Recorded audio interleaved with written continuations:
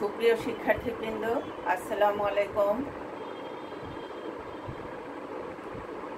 তথ্য যোগাযোগ প্রযুক্তি বিষয় ষষ্ঠ শ্রেণী তথ্য যোগাযোগ প্রযুক্তি বিষয় নিয়ে আজকে আমি আলোচনা করব। আজকের আলোচ্য বিষয় ইন্টারনেট পরিচিতি, পঞ্চম অধ্যায়, পাঠ 2-3, ইন্টারনেট সংযোগ ও নেটওয়ার্ক খেলা। তাহলে প্রথমে আসি আমরা কম্পিউটার নেটওয়ার্ক কি। কম্পিউটার নেটওয়ার্ক বলতে আমরা কি বুঝি? দুই বা ততোধিক কম্পিউটারকে কোনো উপায় ব্যবহার করে যুক্ত করে দিলে তাকে কম্পিউটার নেটওয়ার্ক বলে। এর ফলে একটি কম্পিউটার থেকে অন্য কম্পিউটারে তথ্য আদান প্রদান বা ডেটা ট্রান্সফার করা যায়। এই নেটওয়ার্ক সাধারণত অনেকগুলো কম্পিউটারের সমষ্টি। এই যে আমরা ইন্টারনেট ব্যবহার করছি, এটি মূলত কম্পিউটার নেটওয়ার্কের মাধ্যমেই কাজ করছে। তবে এই কম্পিউটার নেটওয়ার্ক তৈরি করার জন্য অনেক ডিভাইস প্রয়োজন হয়। কম্পিউটার নেটওয়ার্ক গঠন করতে যা প্রয়োজন হয় তাকে টুলস বা যন্ত্রপাতি কিংবা ডিভাইস বলা হয়। এছাড়াও কম্পিউটার নেটওয়ার্কের কিছু টার্ম বা কিওয়ার্ড আছে: server, client, media, network adaptor, resource, user, protocol ইত্যাদি দ্বারা কম্পিউটার নেটওয়ার্ক গঠিত হয়। তাহলে আমরা আজকে কি জানতে পারলাম যে কম্পিউটার নেটওয়ার্ক কি, বা কম্পিউটার নেটওয়ার্ক কোন ডিভাইসগুলো দিয়ে বা কোন টুলসগুলো দিয়ে তৈরি হচ্ছে। প্রথমে আমরা কি জানলাম যে কম্পিউটার নেটওয়ার্ক কি। কম্পিউটার নেটওয়ার্ক হলো দুই বা ততোধিক কম্পিউটারকে কোনো মিডিয়ার সাহায্যে বা কোনো টুলসের সাহায্যে যখন যুক্ত করা হয় তখনই তাকে বলা হয় কম্পিউটার নেটওয়ার্ক। আর এর ফলে কি করে কম্পিউটার নেটওয়ার্ক ডেটা আদান প্রদান বা ডেটা ট্রান্সফার করে থাকে, অর্থাৎ এক কম্পিউটার থেকে অন্য আরেক কম্পিউটারে ডাটা আদান প্রদান করা হয়ে থাকে। তাহলে এই কম্পিউটার নেটওয়ার্কটা কি? এই কম্পিউটার নেটওয়ার্ক হলো অনেকগুলো কম্পিউটারের সমষ্টি বা অনেকগুলো কম্পিউটারের সহযোগে বা সংযোগে এই কম্পিউটার নেটওয়ার্ক তৈরি হয়ে থাকে। আমরা যে ইন্টারনেট ব্যবহার করছি এটি মূলত কম্পিউটারের নেটওয়ার্কের মাধ্যমেই কাজ করছে। তবে কম্পিউটার নেটওয়ার্ক তৈরি করার জন্য অনেকগুলো ডিভাইস প্রয়োজন হয়। কি কি ডিভাইস প্রয়োজন হয়?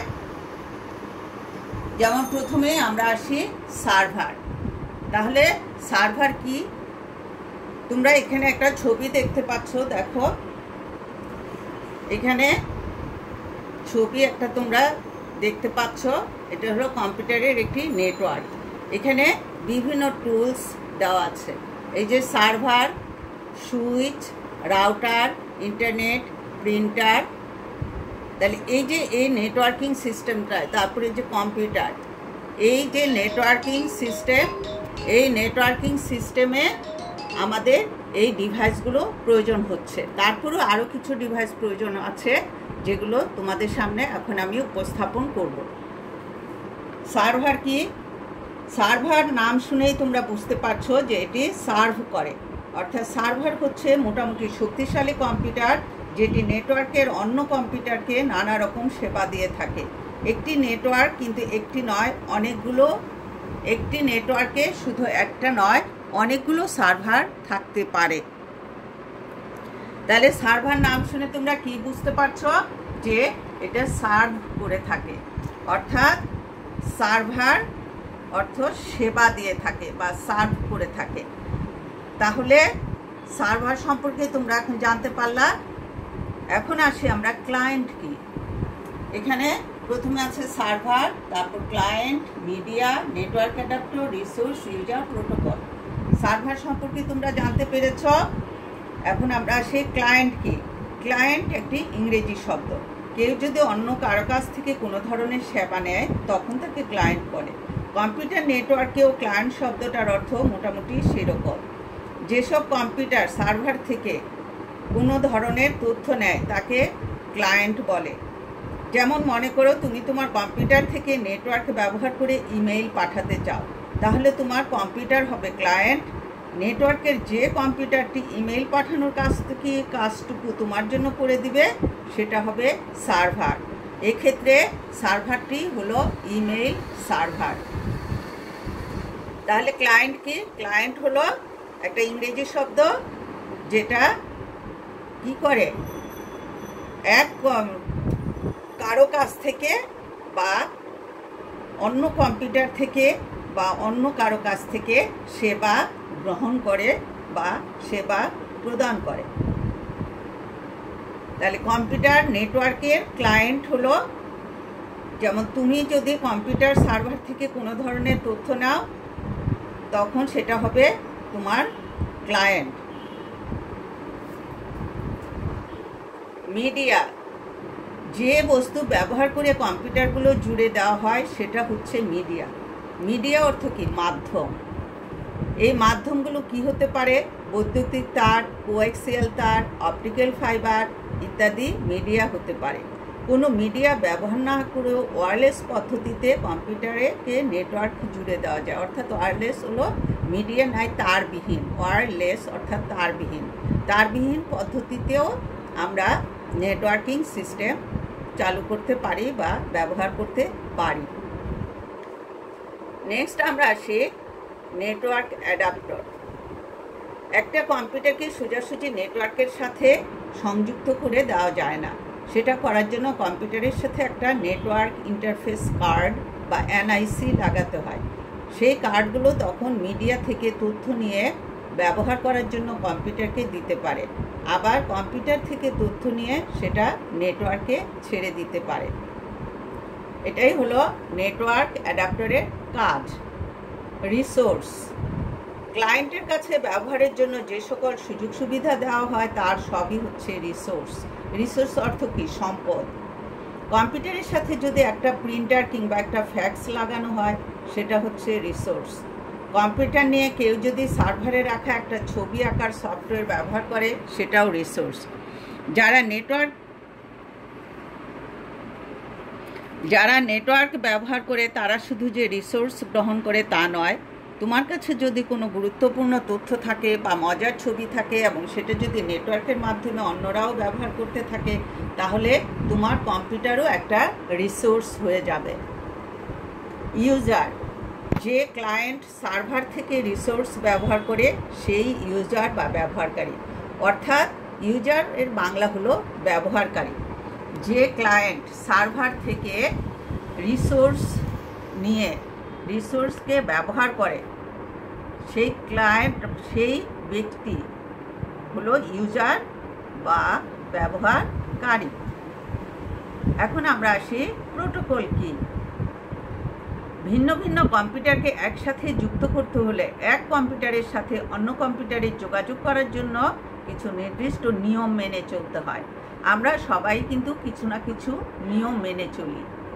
তাহলে এই যে কম্পিউটার, ভিন্ন ভিন্ন কম্পিউটারকে যখন একসাথে সংযোগ দেওয়া হবে তখনই কম্পিউটারের সাথে আরেক কম্পিউটারে যোগাযোগ করার জন্য কিছু নির্দিষ্ট নিয়ম মেনে চলতে হবে। এসব নিয়ম মেনেই তথ্য আদান প্রদান করতে হয়। যারা নেটওয়ার্ক তৈরি করে তারা আগে থেকে ঠিক করে নেয় কোন ভাষায় কোন নিয়ম মেনে এক কম্পিউটার অন্য কম্পিউটারের সাথে যোগাযোগ করবে। এই নিয়মগুলোই হচ্ছে প্রোটোকল। অর্থাৎ কম্পিউটারগুলো যখন নিজেদের মধ্যে তথ্য আদান প্রদান করবে বা যখন নেটওয়ার্ক তৈরি করবে তখন তারা আগে থেকেই ঠিক করে নেয় যে তারা কোন ভাষায় কোন নিয়মে ডেটা ট্রান্সফার বা আদান প্রদান করবে। এই যে নিয়ম বা কম্পিউটার অন্য কম্পিউটারের সাথে যে যোগাযোগ করার এই যে নিয়ম, এই নিয়মগুলোই হচ্ছে প্রোটোকল। তাহলে তোমরা server, client, media, network adapter, resource, user, protocol এগুলো দিয়েই কম্পিউটার নেটওয়ার্ক গঠিত হয় এবং এগুলো সম্পর্কে তোমাদের সাথে আমি বিস্তারিত আলোচনা করলাম।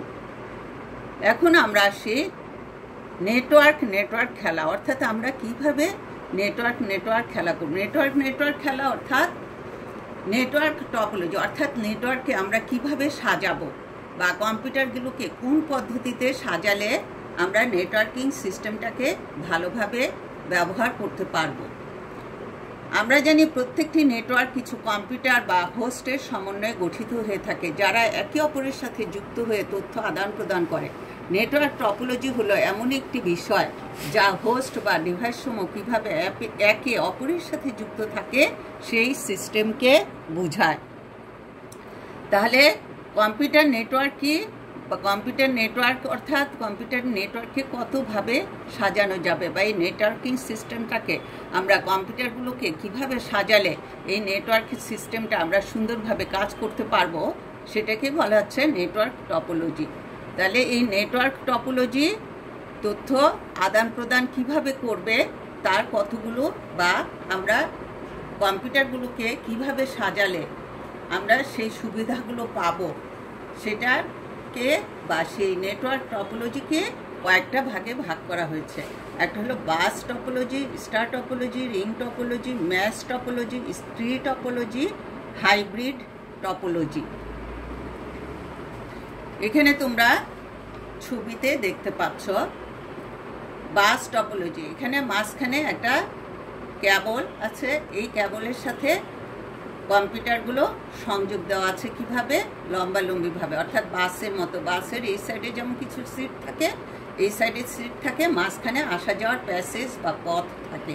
এগুলো কম্পিউটার, এটা একটা প্যাসেজ বা পথ বা কেবল। এই কেবলের সাথে এই কেবল দিয়ে কম্পিউটারগুলো সংযোগ করা আছে, এবং এইভাবে তারা কি কম্পিউটারগুলো একে অপরের সাথে ডেটা আদান প্রদান করছে, তাই এটাকে বলা হচ্ছে বাস টপোলজি।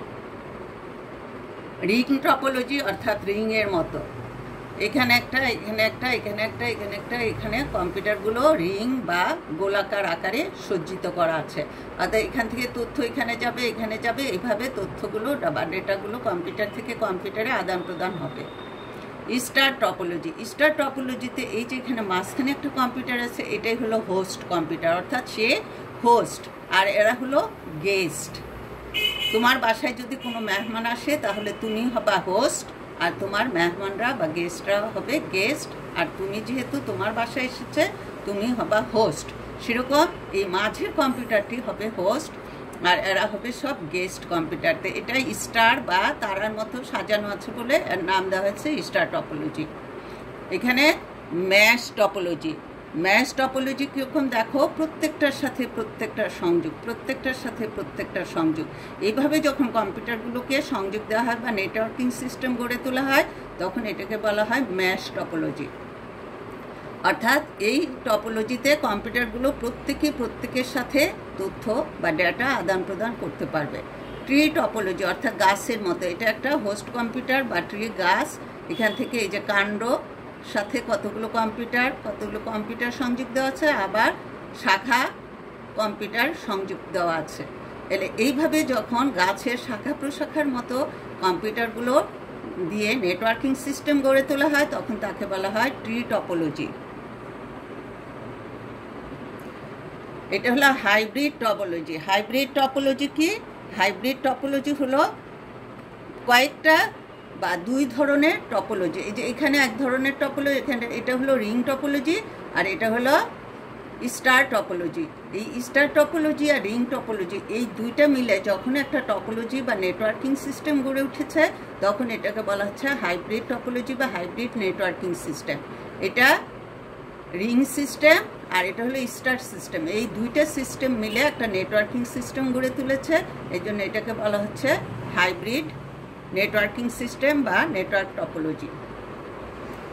তোমাদের ষষ্ঠ শ্রেণীর বই আছে নেটওয়ার্ক টপোলজি, অর্থাৎ নেটওয়ার্ক খেলা। তোমার স্কুলের কম্পিউটারের সাথে আরেকটা তোমার পাশের স্কুলের কম্পিউটার সিস্টেমের সাথে যখন সংযোগ সাধন করা হবে, তখন সেখানে সুইচ লাগবে, রাউটার লাগবে, কম্পিউটার লাগবে, এবং তোমার পাশের স্কুল বা প্রতিবেশী স্কুল এবং তোমার স্কুলের সাথে যখন সংযোগ সাধন করা হবে, তখন এক কম্পিউটার থেকে আরেক কম্পিউটারে ডাটা ট্রান্সফার বা আদান প্রদান করতে পারবা। এটাও এক ধরনের নেটওয়ার্কিং সিস্টেম। আজকে আমি তোমাদের এই নেটওয়ার্ক খেলা বা নেটওয়ার্কিং সিস্টেম সম্পর্কে প্রাইমারি একটা ধারণা দিয়েছি। তোমরা যখন আরও উঁচু ক্লাসে উঠবে তখন তোমরা আরও বিস্তারিত এই নেটওয়ার্কিং সিস্টেম সম্পর্কে জানতে পারবে। আজকে আমার আলোচনার এখানে পরিসমাপ্তি ঘোষণা করছি। সবাইকে ধন্যবাদ। আল্লাহ হাফেজ।